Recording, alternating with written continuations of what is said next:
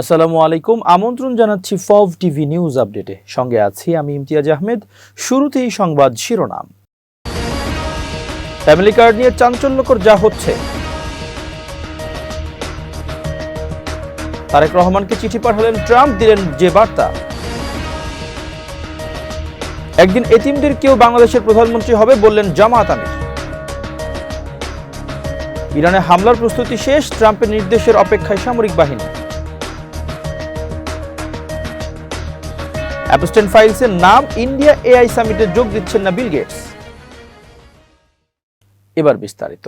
নতুন সরকারের নির্বাচনের প্রতিশ্রুতি হিসেবে 50 লাখ পরিবারকে মাসে 2000 থেকে 2500 টাকা সহায়তা ফ্যামিলি কার্ড কর্মসূচি বাস্তবায়নের বড় চ্যালেঞ্জ আর্থিক সীমাবদ্ধতা হিসেবে দেখছে নাগরিক প্ল্যাটফর্ম।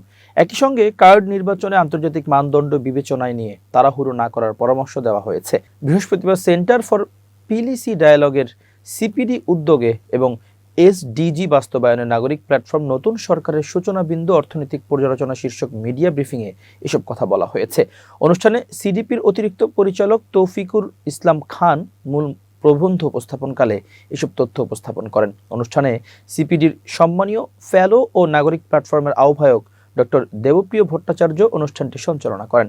এ সময় সিপিডির সম্মানীয় ফেলো প্রফেসর মুস্তাফিজুর রহমান উপস্থিত ছিলেন। মূল প্রবন্ধে নতুন সরকারের 10টি চ্যালেঞ্জের কথা বলা হয়েছে, যার মধ্যে ফ্যামিলি কার্ড নিয়ে চ্যালেঞ্জের কথা বলা হয়েছে। প্রবন্ধে বলা হয়েছে, গ্রামীণ 5 মিলিয়ন পরিবারকে মাসে 2000 থেকে 2500 টাকা সহায়তা দিয়ে ফ্যামিলি কার্ড চালুর প্রস্তাব দেওয়া হয়েছে।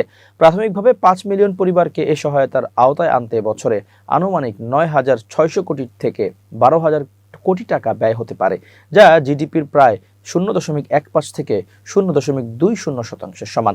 এই কর্মসূচি সামাজিক সুরক্ষা ব্যবস্থাকে সম্প্রসারণে গুরুত্বপূর্ণ ভূমিকা রাখতে পারে। এই উদ্যোগ ভবিষ্যতে সার্বজনীন মৌলিক আয় বাস্তবায়নের একটি সম্ভাব্য পথ তৈরি করতে পারে। তবে এই কর্মসূচি বাস্তবায়নে বড় চ্যালেঞ্জ হবে আর্থিক সীমাবদ্ধতা।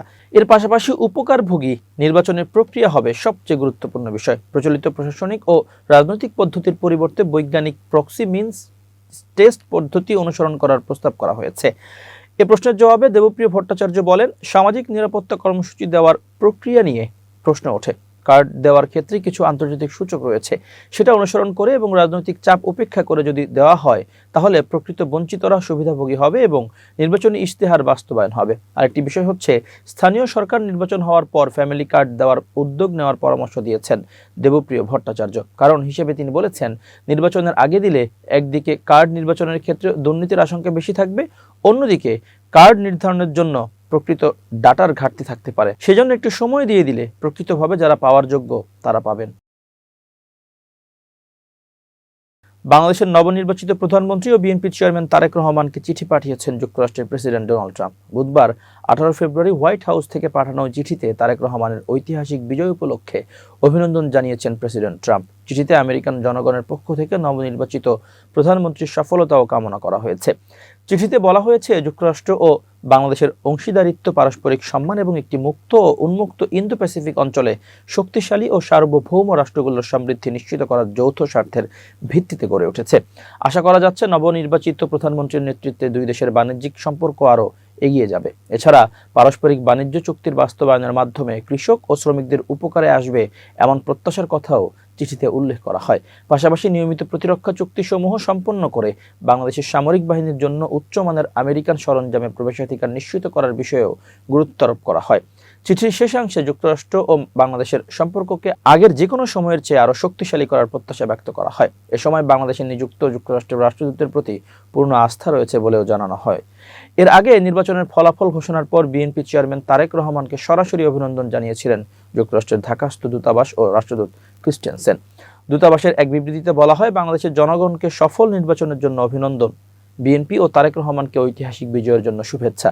যুক্তরাষ্ট্র নতুন সরকারের সঙ্গে কাজ করতে উন্মুখ। এর আগে ভারতের প্রধানমন্ত্রী নরেন্দ্র মোদী, সৌদি আরবের যুবরাজ মোহাম্মদ বিন সালমান, চীনের প্রধানমন্ত্রী লি কিয়াং, পাকিস্তানের প্রধানমন্ত্রী শেহবাজ শরীফ সহ বিশ্বের অনেক নেতা তারেক রহমানকে অভিনন্দন জানিয়েছেন।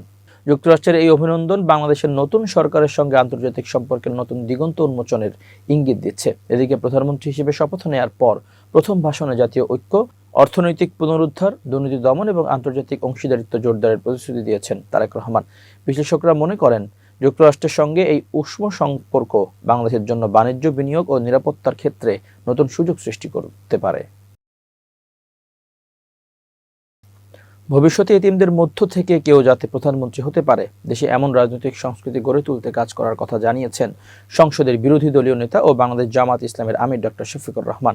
বৃহস্পতিবার 19 ফেব্রুয়ারি সন্ধ্যায় রাজধানীর মিরপুরে ইয়াতিমদের সম্মানে আয়োজিত ইফতার মাহফিলে বক্তব্যকালে এমনটা জানান তিনি। জামাত আমির বলেন, একদিন দেশে এতিমদের কেউ হয়তো প্রধানমন্ত্রী হবে। জামাত সে ধরনের রাজনৈতিক সংস্কৃতি গড়ে তুলতে কাজ করছে। এ সময় সবাইকে দলীয় রাজনৈতিক সংকীর্ণতা ও হিংসার রাজনীতি থেকে বেরিয়ে আসার আহ্বান জানান তিনি। নবগঠিত সরকারের প্রতি আহ্বান জানিয়ে ডক্টর শফিকুর রহমান বলেন, আমরা দায়িত্বশীল বিরোধী দল হিসেবে দেশকে সামনের দিকে এগিয়ে নিতে ন্যায় এবং সত্যের পথে, সুবিচার কায়েমের পথে, দুর্নীতিমুক্ত সমাজ গঠনের পথে, মানবিক সমাজ গঠনের পথে আপনাদের পাশে থেকে সর্বাত্মক সহযোগিতা করতে চাই। এই সহযোগিতা নেওয়া আপনাদের দায়িত্ব, কিন্তু এর বিপরীতে কিছু হলে আমরা 18 কোটি মানুষের পক্ষে থাকব। আমরা কোনো আপোষ করব না।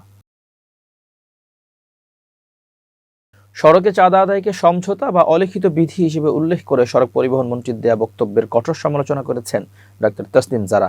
বৃহস্পতিবার সন্ধ্যায় এক পোস্টে তিনি লেখেন, সড়কের চাঁদা আদায়কে সমঝোতা বা অলিখিত বিধি হিসেবে আখ্যা দিয়েছেন সড়ক পরিবহন মন্ত্রী। ওনার এই বক্তব্য নিয়ে আমার কিছু মন্তব্য এবং প্রশ্ন রয়েছে। মন্ত্রী যেটিকে সমঝোতা বলেছেন তা বাস্তবে চালকদের উপর চাপিয়ে দেওয়া একটি পদ্ধতি। কোনো চালক যখন নির্দিষ্ট রুটে গাড়ি চালাতে যান তখন তাকে নির্দিষ্ট সংস্থাকে টাকা দিতেই হয়। একে সমঝোতার মোড়ক দেওয়া মানে হলো একটি অনিয়মকে বৈধতার ভাষা দেওয়া। এই অবৈধ লেনদেনের সরাসরি প্রভাব পড়ে সাধারণ মানুষের পকেটে। বাস ভাড়া বৃদ্ধির অন্যতম কারণ সড়কের এই অলিখিত চাঁদা। পণ্যবাহী ট্রাক থেকে এভাবে টাকা আদায়ের ফলে বাজারে নিত্য প্রয়োজনীয় পণ্যের দামও বেড়ে যায়। শেষ পর্যন্ত এই অর্থ পরিশোধ করেন সাধারণ যাত্রী ও ভোক্তাই। মন্ত্রী নিজেই বলেছেন, যখন যে দল ক্ষমতায় থাকে তাদের আধিপত্য থাকে। তাহলে কি আমরা ধরে নেব এই অর্থ আদায়ের প্রক্রিয়া রাজনৈতিক ক্যাডারদের পৃষ্ঠপোষকতার একটি মাধ্যম? যদি তা না হয় তাহলে এর স্বচ্ছ ব্যাখ্যা প্রয়োজন। রাস্তায় টাকা তোলা বন্ধ করুন। যদি মালিক বা শ্রমিক সমিতির কল্যাণ তহবিলে অর্থের প্রয়োজন হয় তাহলে তা আনুষ্ঠানিক ও স্বচ্ছ পদ্ধতিতে আদায় করা হোক। ব্যাংক অ্যাকাউন্টের মাধ্যমে বা বার্ষিক রেজিস্ট্রেশন ফির সাথে যুক্ত করে এই অর্থ সংগ্রহ করা যেতে পারে। যে কোটি কোটি টাকা তোলা হচ্ছে তার পূর্ণাঙ্গ অডিট নিশ্চিত করুন, প্রকাশ করুন এবং অর্থ আসলে কার কল্যাণে ব্যয় হচ্ছে, সাধারণ চালক শ্রমিকদের জন্য নাকি অন্য কোনো গোষ্ঠী বা ব্যক্তির পকেটে, এই অর্থ শেষ পর্যন্ত আসে সাধারণ মানুষের কাছ থেকেই। এটি চালক বা মালিকের ব্যক্তিগত অর্থ নয়, এটি যাত্রী ও ভোক্তার উপর চাপিয়ে দেওয়া ব্যয়। সরকারের দায়িত্ব সড়কে শৃঙ্খলা প্রতিষ্ঠা করা। আপনারা অনিয়মকে অলিখিত বিধি হিসেবে স্বীকৃতি দিয়ে আমাদের হতাশ করবেন না। এবার আন্তর্জাতিক প্রসঙ্গ। মধ্যপ্রাচ্যের আকাশে যুদ্ধের কালো মেঘ আরও ঘনীভূত হয়েছে। ইরানের পারমাণবিক স্থাপনা ও সামরিক লক্ষ্যবস্তুতে হামলা চালাতে যুক্তরাষ্ট্রের সামরিক বাহিনী তাদের সর্বাত্মক প্রস্তুতি সম্পন্ন করেছে। বুধবার 18 ফেব্রুয়ারি হোয়াইট হাউসের সিচুয়েশন রুমে জাতীয় নিরাপত্তা উপদেষ্টার এক উচ্চ পর্যায়ের বৈঠকের পর মার্কিন গণমাধ্যমগুলো জানিয়েছে, পেন্টাগন এখন কেবল প্রেসিডেন্ট ডোনাল্ড ট্রাম্পের চূড়ান্ত নির্দেশের অপেক্ষায় রয়েছে। যদিও কূটনৈতিক আলোচনার ধীর গতি এবং ইরানের অনড় অবস্থানের প্রেক্ষাপটে এই সামরিক প্রস্তুতিকে তেহরানের উপর সর্বোচ্চ চাপ প্রয়োগের কৌশল হিসেবে দেখা হচ্ছে। প্রতিরক্ষা মন্ত্রণালয় বা পেন্টাগন সূত্রে জানা গেছে, ইরানের সম্ভাব্য হামলার জবাব দিতে মধ্যপ্রাচ্যে বর্তমানে বিশাল এক সামরিক বহর মোতায়েন করা হয়েছে। ইউএসএস আব্রাহাম লিঙ্কন বিমানবাহী রণতরী ইতিমধ্যে ওই অঞ্চলে অবস্থান নিয়েছে এবং এর সঙ্গে যুক্ত হতে দ্বিতীয় রণতরী ইউএসএস জেরাল্ড ফোর্ড পশ্চিম আফ্রিকার উপকূল হয়ে দ্রুত মধ্যপ্রাচ্যের দিকে এগিয়ে আসছে। এছাড়াও 50টিরও বেশি আধুনিক যুদ্ধবিমান এবং রিফুয়েলিং ট্যাঙ্কার বিভিন্ন কৌশলগত ঘাঁটিতে প্রস্তুত রাখা হয়েছে। গোয়েন্দা রিপোর্ট অনুযায়ী মার্কিন বাহিনী আগামী মার্চের মাঝামাঝি সময়ের মধ্যে কয়েক সপ্তাহব্যাপী বড় ধরনের অপারেশন চালানোর জন্য পুরোপুরি সক্ষম হবে। হোয়াইট হাউসের প্রেস সেক্রেটারি ক্যারোলিন লেভিট বুধবার সাংবাদিকদের জানান, প্রেসিডেন্ট ট্রাম্পের জন্য কূটনীতি সবসময় প্রথম পছন্দ। তবে ইরান যদি আলোচনায় আন্তরিক না হয় তবে সামরিক পথ বেছে নিতে তিনি দ্বিধা করবেন না। লেভিট আরও বলেন, গত বছরের জুনে অপারেশন মিডনাইট হ্যামার এর মাধ্যমে যুক্তরাষ্ট্র সফলভাবে ইরানের নাতাঞ্জ ও ফোরদর মতো গভীর ভূগর্ভস্থ পারমাণবিক স্থাপনায় বড় আঘাত এনেছিল। তবে এবার মার্কিন লক্ষ্যবস্তু কেবল পারমাণবিক কেন্দ্রের মধ্যে সীমাবদ্ধ না থেকে ইরানের রাষ্ট্রীয় নিরাপত্তা ও কৌশলগত অবকাঠামো বিপর্যস্ত বিস্তৃত হতে পারে বলে আশঙ্কা করা হচ্ছে। এদিকে ইরানের সর্বোচ্চ নেতা আয়াতুল্লাহ আলী খামেনি যুক্তরাষ্ট্রের এই সামরিক হুমকিকে গুরুত্ব না দিয়ে কঠোর হুঁশিয়ারি উচ্চারণ করেছেন। সামাজিক যোগাযোগ মাধ্যমে তিনি এআই নির্মিত একটি প্রতীকী ভিডিও পোস্ট করেছেন, যেখানে মার্কিন রণতরীকে সাগরে ডুবে দেওয়ার চিত্র ফুটিয়ে তোলা হয়েছে। খামেনি বলেন, মার্কিন রণতরীর চেয়েও শক্তিশালী অস্ত্র ইরানের হাতে রয়েছে, যা দিয়ে শত্রুকে উচিত শিক্ষা দেওয়া হবে।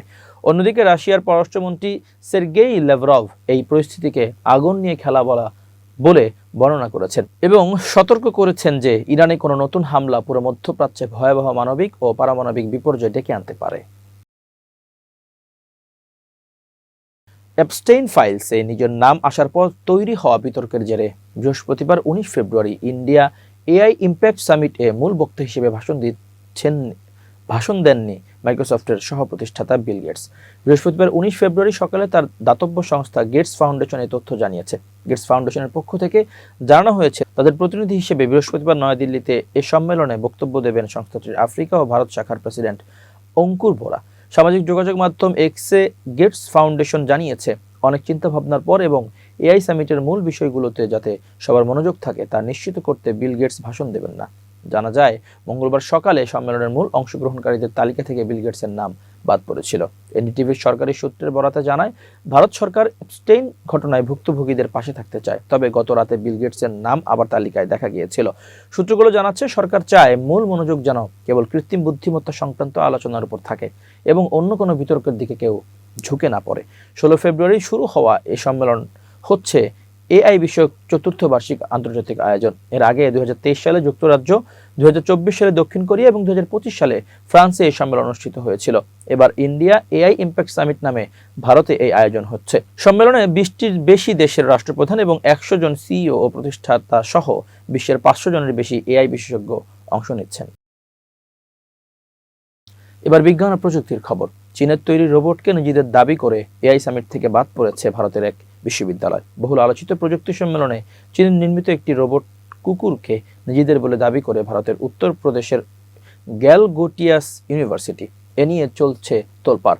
প্রথমে অস্বীকার করলেও পরে আনুষ্ঠানিকভাবে ক্ষমা চেয়েছে শিক্ষা প্রতিষ্ঠানটি। এর আগে সম্মেলনে বিশ্ববিদ্যালয়টির স্টলে বৈদ্যুতিক সংযোগ বিচ্ছিন্ন করে বহিষ্কার নোটিশ দেয় কর্তৃপক্ষ। বিশ্বের প্রায় 1000 খানেক এক্সিবিটর ও শতাধিক দেশের অংশগ্রহণে ভারতের নয়াদিল্লিতে চলছে এআই সামিট, যেখানে যোগ দিয়েছে এআই স্টার্টআপ, টেক কোম্পানি ও রিসার্চ ল্যাব সহ বিশ্ববিখ্যাত সব প্রতিষ্ঠান। তবে সম্প্রতি এআই সম্মেলনে একটি চীনা রোবট কুকুরকে নিজেদের উদ্ভাবিত বলে দাবি করে চরম বিতর্কে পড়ে ভারতের গ্যালগোটিয়াস নামের এক বিশ্ববিদ্যালয়। রাষ্ট্রীয় সম্প্রচার মাধ্যম ডিডি নিউজে একটি সাক্ষাৎকারে অরিয়ন নামের রোবটটিকে গ্যালগোটিয়াস ইউনিভার্সিটি সেন্টার অব এক্সেলেন্সের তৈরি বলে দাবি করে ওই বিশ্ববিদ্যালয়েরই এক অধ্যাপক। কিন্তু এই দাবি সামাজিক যোগাযোগ মাধ্যমে ছড়ালে দ্রুতই তা সমালোচনার জন্ম নেয়। নেটিজেনরা খুব সহজেই শনাক্ত করতে পারে রোবটটিকে। আর ভুয়া দাবির জেরে প্রথমে সম্মেলনে বিশ্ববিদ্যালয়টির স্টলের বৈদ্যুতিক সংযোগ বিচ্ছিন্ন করা হয়, পরে আনুষ্ঠানিকভাবে পাঠানো হয় বহিষ্কার আদেশ, যদিও বিশ্ববিদ্যালয়টির দাবি ভিন্ন। এবার খেলার খবর। বাংলাদেশ নারী ফুটবল দল প্রথমবারের মতো এশিয়া কাপে খেলেছে। আগামী 1 থেকে 21 মার্চ অস্ট্রেলিয়ার মাটিতে অনুষ্ঠিত হবে নারী এশিয়ান কাপ ফুটবল। মধ্যরাতে ঋতুপর্ণারা অস্ট্রেলিয়ার উদ্দেশ্যে রওনা হন। প্রথমবারের মতো এশিয়ার সর্বোচ্চ মঞ্চে লড়াই করতে যাচ্ছে বাংলাদেশ। এই গৌরবময় মুহূর্তে যুব ও ক্রীড়া প্রতিমন্ত্রী আমিনুল হক বাংলাদেশ সরকারের যুব ও ক্রীড়া মন্ত্রণালয়ের পক্ষ থেকে দলের সকল খেলোয়াড়, কোচ এবং সংশ্লিষ্ট কর্মকর্তাদের আন্তরিক অভিনন্দন ও শুভেচ্ছা জানিয়েছেন। এক বার্তায় তিনি বলেন, আমাদের মেয়েরা বারবার প্রমাণ করেছে যে অদম্য ইচ্ছা আর পরিশ্রম থাকলে যে কোনো বাধা জয় করা সম্ভব। দক্ষিণ এশিয়ার গণ্ডি পেরিয়ে আজ তারা এশিয়ার সেরা দলগুলোর মুখোমুখি হতে যাচ্ছে। এটি কেবল নারী ফুটবলের উন্নয়নই নয়, বরং ক্রীড়া বান্ধব বাংলাদেশ গড়ার প্রত্যয়ে আমাদের নারী শক্তির অগ্রযাত্রার এক অনন্য প্রতিফলন। অস্ট্রেলিয়ায় বাংলাদেশের গ্রুপে রয়েছে চীন, উত্তর কোরিয়া ও উজবেকিস্তান। চীন ও উত্তর কোরিয়া অত্যন্ত শক্তিশালী দল। এরপরও লড়াকু মানসিকতা প্রত্যাশা জাতীয় ফুটবল দলের সাবেক অধিনায়কের। আমি বিশ্বাস করি অস্ট্রেলিয়ার মাঠেও আপনারা লাল সবুজের পতাকার মর্যাদা অক্ষুণ্ণ রাখবেন। জয় পরাজয় ছাপিয়ে আপনাদের লড়াকু মানসিকতা সারা বিশ্বের কাছে বাংলাদেশের আত্মপরিচয় তুলে ধরবে। প্রিয় দর্শক, শেষ করছি ফব টিভি নিউজ আপডেট। আজ এ পর্যন্তই। ভিন্ন খবর নিয়ে দেখা হবে আগামীকাল রাত 8টায়। নিজেকে আপডেট রাখতে সাবস্ক্রাইব করুন চ্যানেলটি। নিয়মিত লাইক, কমেন্ট ও শেয়ার করে ছড়িয়ে দিন সর্বত্র। সুস্থ থাকুন, নিরাপদে থাকুন। আল্লাহ হাফেজ।